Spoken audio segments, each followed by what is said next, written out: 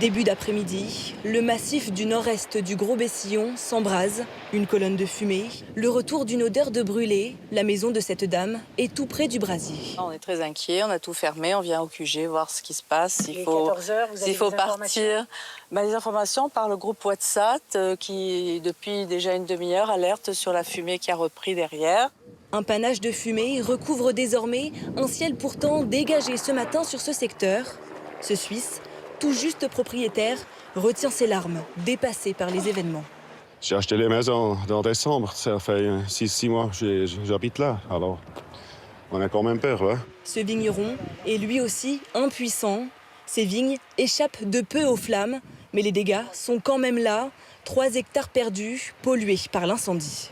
La vigne, c'est quand même un pare-feu, donc l'incendie ne devrait pas se propager et traverser les vignes, mais on ne va pas pouvoir récolter du coup cette année. Dans un autre quartier de Ponteves, les messages d'alerte fusent. Les habitants sont appelés à évacuer. Il faut qu'on parte tout de suite, le feu il n'est pas très loin, donc là ils ont évacué tout le quartier. Voilà, moi je viens en aide à des amis qui sont sur Ponteves, voilà. On fait le plus vite, excusez-moi. Balai incessant de Canadair au-dessus de cette maison, mais ce couple reste jusqu'au bout.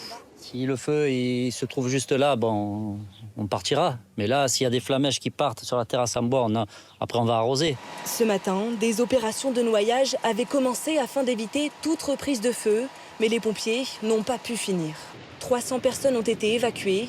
Le feu menace les communes de Barjol, Châteauvert et Ponteves.